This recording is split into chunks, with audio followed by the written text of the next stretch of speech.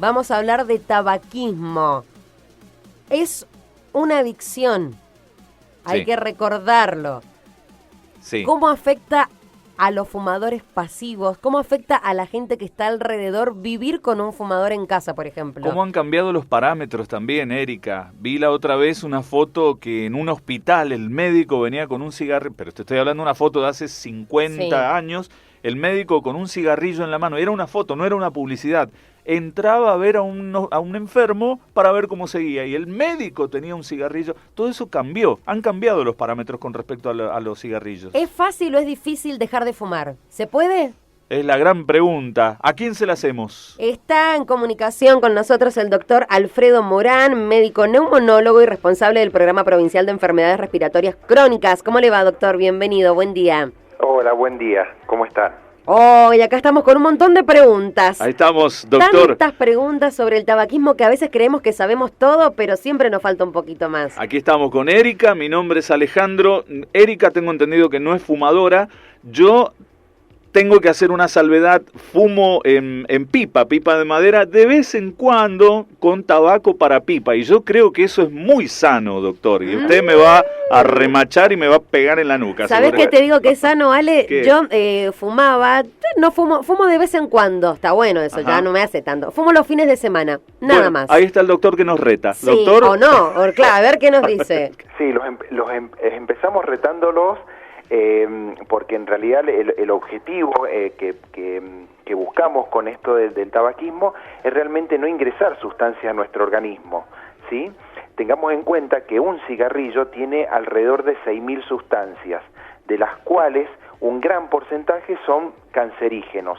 Y esto es lo que tenemos que tener en cuenta, porque cuando decimos, bueno, fumar un cigarrillo pareciera que no es mucho, pero no tengo que tener en cuenta que es un cigarrillo, sino que es esta cantidad de sustancias y todos los cancerígenos que tienen en su presentación. Entonces, el objetivo, y cuando iniciamos un tratamiento para dejar de fumar, es decir, bueno, obviamente vamos a comenzar generalmente en la mayoría de los casos con un descenso en la cantidad de cigarrillos, pero el objetivo final y principal es no llegar a ninguno.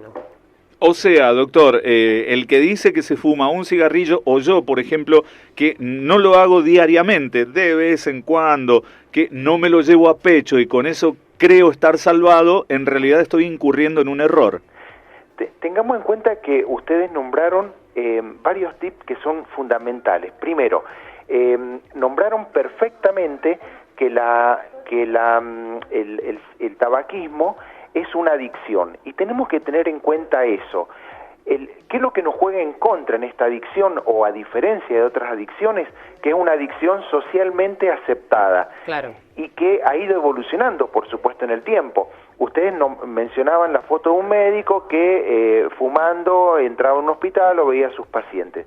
Y es tal cual. En general, antes era mucho más aceptado, incluso no se tenía en cuenta lo que también ustedes muy bien nombraron, que son los fumadores pasivos. Entonces, cuando se comienza a trabajar en las leyes que van restringiendo el fumar en cualquier tipo de lugar, están apuntadas principalmente a proteger a esta población que decide no fumar, ¿sí? Tengamos en cuenta que el fumador pasivo recibe esas 6.000 sustancias que estábamos nombrando que contiene cada cigarrillo, más el monóxido de carbono que elimina el fumador, ¿sí? Si nosotros hacemos una prueba que se llama cooximetría, que es medir el monóxido de carbono, vemos que en los pacientes que fuman y en los que están expuestos a humo de cigarrillo en forma pasiva, tienen una alta concentración de monóxido de carbono. Nombro el monóxido de carbono porque todos vamos a entender, y justo en esta época, que las intoxicaciones por estufas que producen mala combustión, producen intoxicación con monóxido de carbono. Obviamente estas cantidades que elimina un fumador son mucho menores, pero a la larga van produciendo una acción sobre el organismo que obviamente lo desfavorece.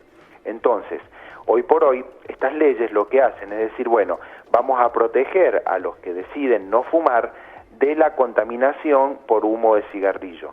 Bien lo decía usted, doctor, y lo hablaba también con el Ale, cómo han cambiado las cosas no sé, en los últimos años, ¿cuánto puedo decir? 50 años como antes, se creía una cosa sobre el cigarrillo, los chicos jóvenes que fumaban para engrosar su voz. Después vimos cómo fueron cambiando ciertas cosas, restaurantes que tenían sector fumadores y no fumadores, y ahora que ya definitivamente ya no se puede fumar. Los mismos aviones incluso. Claro. Y un montón de medidas que se están poniendo, como usted dice, para preservar a la gente que no fuma. Los cigarrillos han aumentado por 5ª vez su valor en el año. ¿Cómo está la situación en Mendoza o en el país? ¿La gente está dejando de fumar con todas estas medidas que se están llevando a cabo o no? Perfecto. Generalmente es un conjunto de medidas. Esto de la ley empieza a marcar un antes y un después. Entonces nosotros decimos, bueno, ¿cuáles son el conjunto de medidas que van a ayudar a que las personas, en primer lugar, traten de dejar de fumar? En segundo lugar, que evitar de que comiencen a fumar. Y cuando hablamos del comienzo de fumar, estamos hablando sobre poblaciones menores, ¿sí? Hoy por hoy, la encuesta nacional de factores de riesgo nos dice que las personas están fumando menos cigarrillos, pero que la edad de comienzo es a edades más tempranas. Y por otro lado, fíjense en esto que es muy dinámico y que de lo que hablábamos anteriormente. Se está fumando menos cigarrillos, pero tenemos otros actores que son los cigarrillos electrónicos, ¿sí? En los cuales vienen a promover un mercado novedoso y que también apunta sobre todo a poblaciones en edades de comienzo, generalmente los adolescentes. Hoy un dispositivo que tenga un puerto USB, que me conecte con otros fumadores, que me inviten a fiestas y que pueda ser evaluado permanentemente en esta forma cibernética, realmente no va a atraer a una persona de 50 o más años.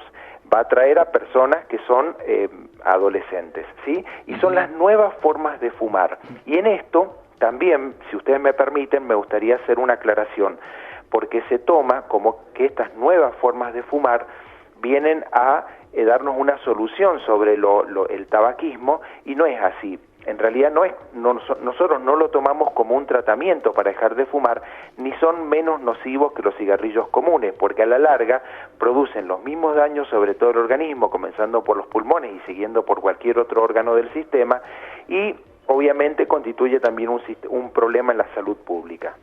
Doctor, ¿sabe qué? Le voy a contar algo a título personal y usted me va a decir si la persona que yo le voy a nombrar fue un privilegiado o fue una suerte o que realmente un ser humano puede hacer esto. Mi papá de un día para el otro dijo, no fumo más. Año 1981 y el viejo nunca más probó un cigarrillo. ¿Mi papá es una mosca en la sopa o cualquier ser humano puede hacer esto? Lo podríamos mencionar como un privilegiado. Nosotros tenemos una estadística, siempre la estadística hay que tomarla un poco con pinzas, pero reflejan en muchos casos la realidad. Nosotros decimos que de todo el universo de las personas que fuman, la mayoría no tiene todavía contemplado dejar de fumar. De ahí un porcentaje tiene pensado dejar de fumar, y de ese porcentaje que tiene pensado fumar y accede a un tratamiento, un porcentaje que va entre el 4 al 7% deja de fumar solo sin ni siquiera hacer un tratamiento para cesación tabáquica. Y ahí podríamos poner, Alejandro, a tu papá en ese 3 a 7% de la población que decide dejar de fumar y lo hace por sus propios medios. Como ves, es un porcentaje mínimo, muy bajito. Está muy bueno, y vemos generalmente pacientes que nos dicen eso: yo dejé solo, no le pregunté a nadie, tomé la decisión y lo pude lograr. Pero ¿qué es lo que pasa? A ver, supongamos que más del 80% de esos pacientes que toman la decisión de dejar de fumar necesitan ayuda. Y acá es lo importante, porque yo siempre les digo, bueno, tengamos en cuenta primero que es una adicción. Uno no puede decidir generalmente sobre las adicciones, sino que la adicción decide sobre uno. Un paciente no decide fumar de repente 40 cigarrillos por día, sino que es la adicción lo que lo va llevando a fumar 40 cigarrillos por día, ¿sí? Sí. ¿Me siguen? Sí. Perfecto. Entonces, cuando tomo la decisión de dejar de fumar, bueno, me empiezo a encontrar con esos problemas. No puedo, me pongo irritable, me deprimo, o me pongo ansioso, o no puedo dormir. Generalmente son todas las cosas que se van presentando ante esta decisión de abandonar una adicción. Y acá es cuando se le debe ofrecer, o tienen que tener en cuenta que pueden pedir ayuda a un médico que esté formado en cesación tabáquica, en la cual le va a hacer un seguimiento conductual, le va a ofrecer, hay medicación que está disponible para dejar de fumar y realmente ayuda mucho, pero más que nada tiene que entender de qué se trata eso que va a abordar, que es la cesación tabáquica. O sea, tiene que saber cómo ir evolucionando, tiene que saber cuáles van a ser las dificultades que se van a ir presentando, y al estar preparado, obviamente el resultado va a ser mucho más favorable. Seguramente ya las conocemos, pero estaría bueno recordar y quizás informarnos también por si hay alguna que no teníamos en cuenta. Me refiero a las consecuencias y a los riesgos que sufren las personas fumadoras. Bien, perfecto. Tengamos en cuenta esto. La puerta de entrada que tenemos con el tema tabaquismo, teniendo en cuenta que son sustancias inhaladas, son los pulmones. O sea, podemos considerar que el primer órgano que va a comenzar a sentir, a manifestar las consecuencias son los pulmones, ¿sí?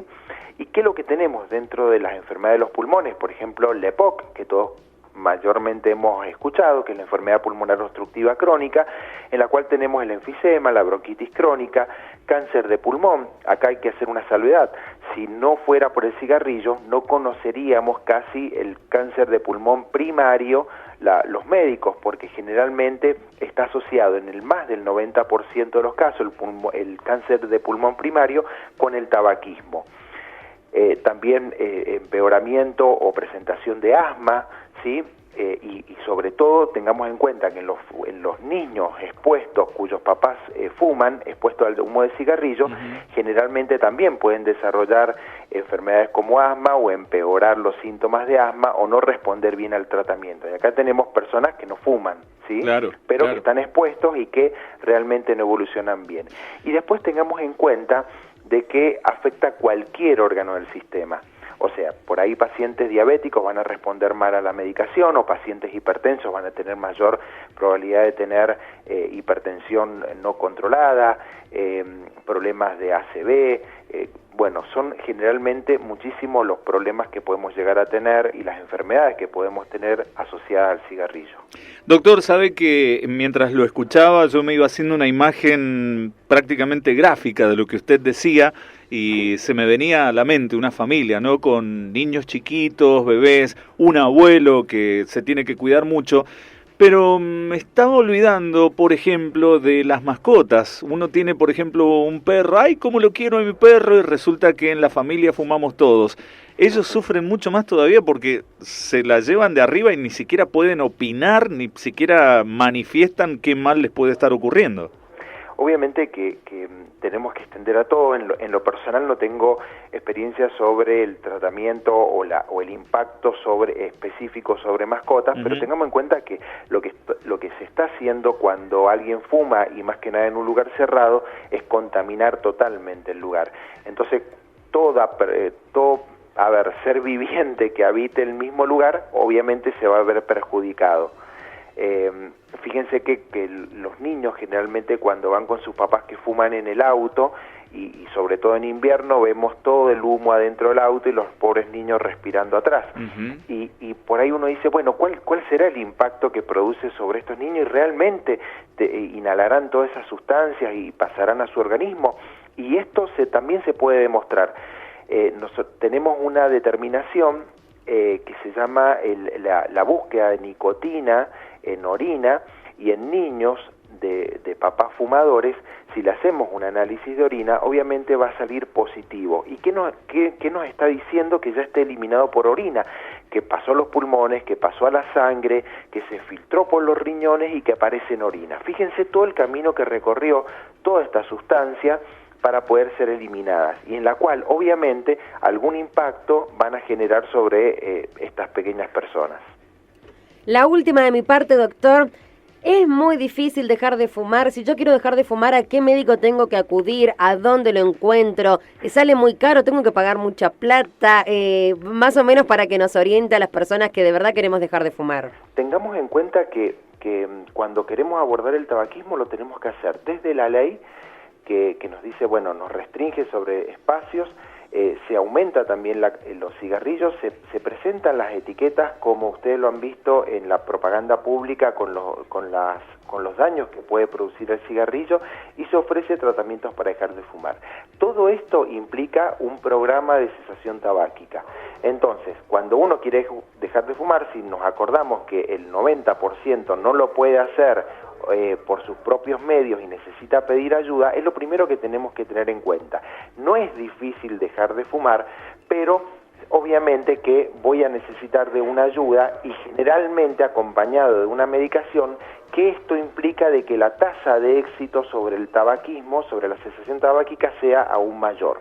En cuanto a los costos, tenemos que tener en cuenta que el Ministerio generalmente compra medicación y en los lugares públicos suelen tener medicación para dejar de fumar, y los lugares privados, bueno, tienen que verlo con su obra social sobre las coberturas, ya sea sobre parches o medicaciones específicas con medicamentos para dejar de fumar.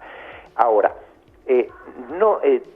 la pregunta es, ¿debería tener en cuenta el costo que implica dejar de fumar versus el costo que implica seguir todos fumando, los días comprar claro, cigarrillos y versus el costo de lo que va a traer aparejado que yo adquiera una enfermedad por el cigarrillo?